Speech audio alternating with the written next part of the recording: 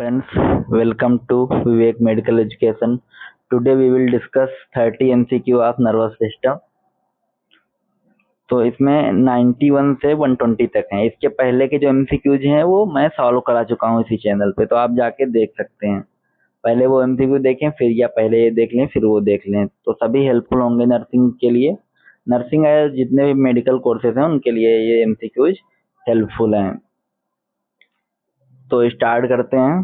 पहला question 91 number, which medication is commonly used for emergency seizure control. Emergency में seizures को control करने के लिए कौन सी मेडिकेशन देते हैं? Option A phenytoin, option B valproic acid, option C diazepam, option C carbamazepine. तो करेक्ट ऑप्शन इसका होगा डायजिपाम, जो है इमरजेंसी में सीजर कंट्रोल के लिए देते हैं। Which condition involves demyelination of CNS? CNS मतलब सेंट्रल नर्वस सिस्टम के demyelination के लिए कौन सी कंडीशन में ये होता है, ये पूछा गया है। Option A myasthenia gravis, option B ALS, option C Parkinson disease, option D multiple sclerosis. Correct option is option D multiple sclerosis. 93 question number, what is primary neurotransmitter affected in Parkinson disease. इसमें पूछा गया primary जो neurotransmitter होता है वो कौन सा affect होता है पार्किंसन डिजीज में। Option A acetylcholine, option B serotonin, option C dopamine, option D GABA. Correct option is dopamine. Dopamine होता है जो पार्किंसन डिजीज में प्राइमरली अफेक्ट होता है, इसमें डोपामिन कम हो जाता है। 94 question number, Kernig and Brudzinski sign are positive in. ये कर्निंग और ब्रेजिंस्की साइन किस में देखने को मिलते हैं? Option A stroke, option B meningitis, option C encephalitis, option D spinal cord injury. Correct option is meningitis. Meningitis means inflammation in meninges layer of brain and spinal cord, इसको बोलते हैं meningitis. Kernig and Brudzinski sign seen in meningitis. Which is sign of Cushing triad? इसमें पूछा गया Cushing triad के sign बताओ। Option A hypertension, bradycardia, irregular respiration. Question option B hypotension, tachycardia, hyperthermia, option C fever, chills, vomiting, option D bradycardia, hypotension, apnea. इसका correct option होगा option A hypertension, bradycardia, irregular respiration. जब आपको ना याद आए तो कभी भी देख लेना आजमा के, अधिकतर जो ऑप्शन बड़ा लिखा हो ना वो सही हो जाता है। What is the function of cerebellum? इसमें पूछा गया सेरिबेलम का फंक्शन क्या है। सेरिबेलम पार्ट ऑफ ब्रेन होता है, तो सेरिबेलम का फंक्शन पूछा गया है। Option A intelligence, option B coordination and balance, option C temperature regulation, option C speech production, option D speech production. का right option is coordination and balance, जो है ये सेरिबेलम का फंक्शन होता है, coordination and balance. In spinal cord injury at C4, C4 मतलब cervical होती है ना, 7 सर्वाइकल होती हैं। उसके बाद में स्पाइनल कॉर्ड पूछा गया है, तो इसमें अगर स्पाइनल नर्व है तो सर्वाइकल 8 होती हैं, थोरैसिक 12 ही होती हैं, चाहे नर्व हो चाहे बोन हो। लंबर 5 ऐसे ही सब होती हैं, तो एडल्ट में 26 होती हैं, वर्टिब्रे बोन, और बच्चों में थोड़ी ज्यादा होती हैं। बच्चों में होती हैं 7, 26 में जोड़ दोगे तो हो जाएंगी 33। In spinal cord injury C4 the greatest risk is. इसमें पूछा गया अगर C4 पे ये इंजरी हुई है तो कौन सा जो है वो ग्रेटेस्ट रिस्क पे होगा, क्या चीज? Paralysis of lower limb, bowel incontinence, respiratory arrest, mucus spasm. तो करेक्ट ऑप्शन इसका होगा ऑप्शन सी रेस्पिरेटरी अरेस्ट, क्योंकि C4 is the about trachea level पे होगा C4, तो इसमें रेस्पिरेटरी अरेस्ट हो सकता है। The Romberg test is used to assess. इसमें रॉम्बर्ग टेस्ट है किसके लिए यूज करेंगे? Option A vision, option B proprioception, option C reflexes, option D strength. Correct option is proprioception. Which dietary instruction is essential for a patient taking levodopa? जो patient levodopa ले रहा है, खा रहा है levodopa, उसके लिए डाइटरी इंस्ट्रक्शन क्या जरूरी होंगे? Option A high protein diet, option B avoid vitamin B6 rich food, avoid carbohydrate, increase calcium intake. Correct option होगा option B avoid vitamin B6 rich food, जिस फूड में विटामिन B6 से ज़्यादा है उसको अवॉइड करना अगर लीवोडोपा पेशेंट ले रहा है तो। Like share and subscribe this channel. Question number 100, which cranial nerve control tongue movement. इसमें पूछा गया है जो टंग है उसके मूवमेंट को कौन से क्रेनियल नर्व जो है वो कंट्रोल करती है। तो option A vagus, option B glossopharyngeal, option C hypoglossal, option D facial. तो ये टंग से रिलेटेड है, ग्लोसोफेरेंजियल नर्व नंबर जो क्रेनियल नर्व नंबर है वो अच्छा टंग का दिया है इसमें, सॉरी टंग का जो होगा वो हाइपोग्लोसल होती है 12 नंबर की।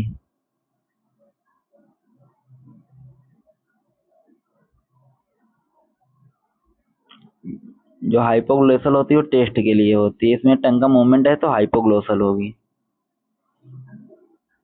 अफेजिया इज डिफाइंड एज, जो अफेजिया है वो क्या डिफाइन करता है। Inability to recognize faces, inability to swallow, inability to speak और understand language, inability to pattern perform task. तो इनएबिलिटी टू स्पीक और अंडरस्टैंड लैंग्वेज, ये बोलने में और समझने में लैंग्वेज को इनएबिलिटी होती है इसको, तो उसको अफेजिया बोलते हैं। What is classic sign of epidural hematoma. Epidural hematoma का क्लासिक साइन क्या है। Option A progressive confusion, option B immediate coma, option C lucid interval followed by deterioration, option D seizure. तो इसका करेक्ट ऑप्शन होगा option C lucid interval followed by deterioration. तो इसका question number 103 a patient with Brown Sequard syndrome है। इसमें पूछा गया है जो ब्राउन सिक्वायड सिंड्रोम है पेशेंट में क्या होगा। तो सबसे पहले समझते हैं ब्राउन सिक्वायड सिंड्रोम होता क्या है। इसमें हाफ स्पाइनल कार्ड जो है वो डैमेज हो जाती है, लगभग सर्वाइकल की जितनी होती है वो स्पाइनल कार्ड डैमेज हो जाती है। Option A complete cord traction transection है इसमें। Loss of motor function on one side of sensory और the other, flaccid paralysis only sensory loss. Correct option is option B, loss of motor function on one side and sensory on the other. 104, which of the following is nursing intervention for photophobia। इसमें पूछा गया अगर किसी patient को light से डर लगता है, सनलाइट से या लाइट से मेनिंजाइटिस में, तो क्या करोगे। तो darken the room, bright light से डर लग रहा है तो लाइट जलाओगे नहीं, डार्क कर दो। करेक्ट ऑप्शन ए ही होगा इसका, darken the room. 105, the first action for patient having a seizure is to। अगर किसी पेशेंट को सीजर हो रहा है तो फर्स्ट एक्शन क्या होगा। Restand the patient, place a tongue blade, turn the patient to the side, check glucose. तो करेक्ट ऑप्शन होगा turn the patient to the side, patient को साइड लाइटरल जिसे बोलते हैं उसमें पोजीशन में लिटाना है। Question number 106, which neurological sign indicate brain stem herniation। Brain stem herniation को कौन सा न्यूरोलॉजिकल साइन इंडिकेट करता है। Option A nausea, option B pupillary dilation, option C slurred speech, option D tremor. Correct option is pupillary dilation जो है वो neurological sign को indicate करता है अगर ब्रेन स्टेम में हर्निएशन है तो पिपिली डायलेशन होगा। Which type of aphasia involve difficulty in speech production। इसमें पूछा गया है किस टाइप ये अफेजिया में जो है स्पीच प्रोडक्शन में डिफिकल्टी होगी।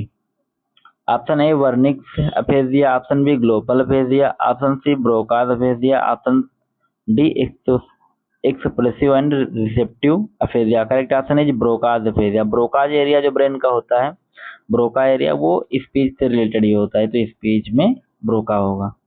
108, what diagnostic test confirm multiple sclerosis. इसमें मल्टीपल स्क्लेरोसिस के लिए कन्फर्मेटिव टेस्ट पूछा गया है। City scan, MRI with lesion, EG, blood test. Correct option है MRI विथ लीजन जो है वो इसके लिए करेक्ट ऑप्शन है।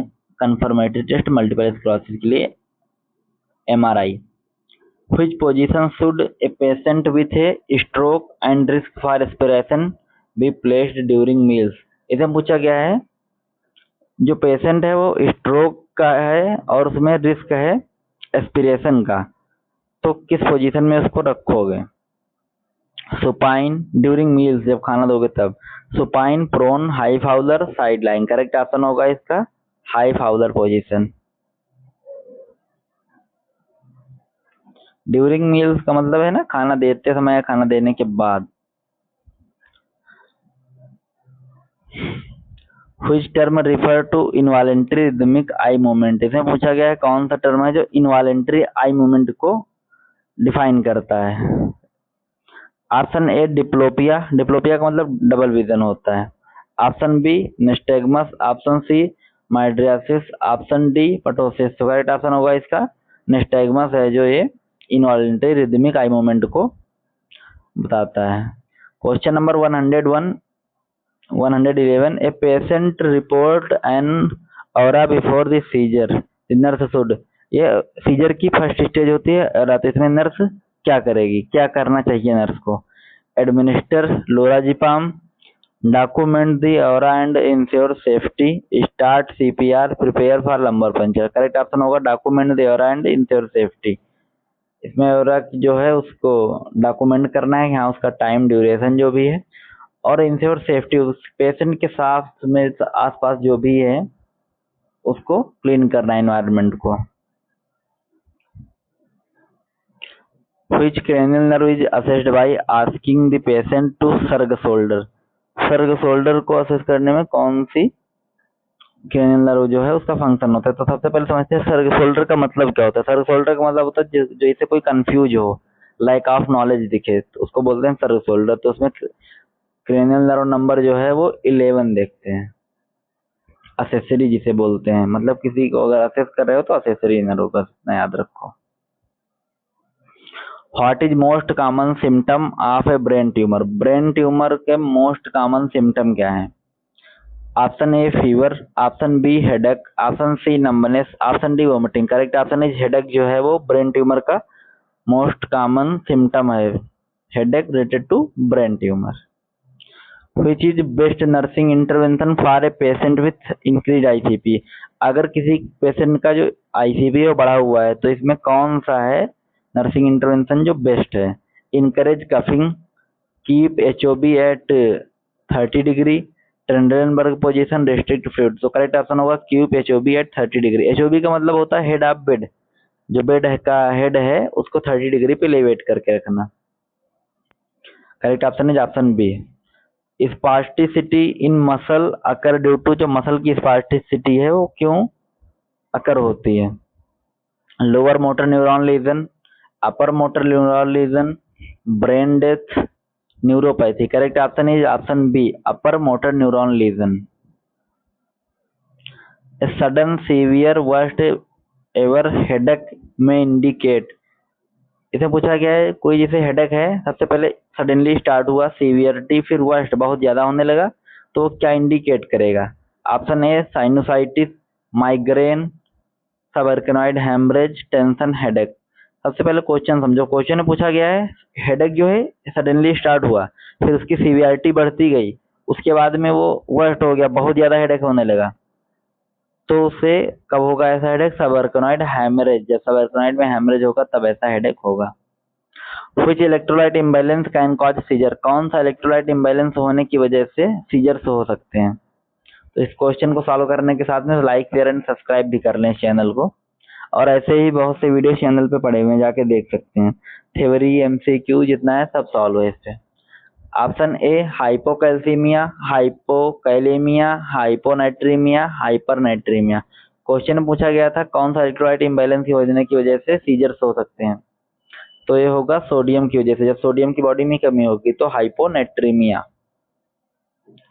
Question number 118, the nurse notice a patient has peri orbital ecchymosis, peri orbital ecchymosis में दिस सजेस्ट, इसमें क्या होगा? पेशेंट, इसमें नर्स क्या है नोटिस, पेशेंट को देख रही है, that has peri orbital ecchymosis, जिसको पेरी ऑर्बिटल एकाइमोसिस का मतलब है आई के सराउंडिंग में एकाइमोसिस है, रेडनेस है, तो दिस सजेस्ट क्या होगा? Brain tumour, basilar skull fracture, stroke, epilepsy. Correct option is basilar skull fracture में होगा। What is best strategy to communicate with patient who has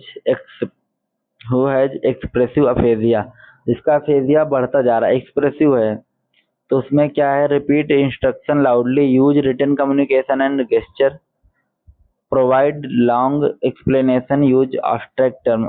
तो इसमें अगर कोई पेशेंट एफेजिया मतलब पेशेंट बोल नहीं पा रहा है तो उसको क्या दोगे, लिखने के लिए दे दोगे कि हाँ वो लिख के बता सके। क्वेश्चन नंबर लास्ट जो कि आप लोग को कमेंट बॉक्स में हल करके बताना है। Which part of nervous system control involuntary action like breathing and heart rate. Heart rate, breathing, इन सबको जो इनवॉलेंट्री कौन सा बॉडी का पार्ट अफेक्ट करता है, कौन सा बॉडी पार्ट कंट्रोल करता है या अफेक्ट करता है। इनवॉलेंट्री मतलब ब्रीथिंग से रिलेटेड अभी आप लोग को बताया था, याद होगा तो कर लेंगे। कमेंट बॉक्स में इसका आंसर दीजिएगा। Like share and subscribe this channel.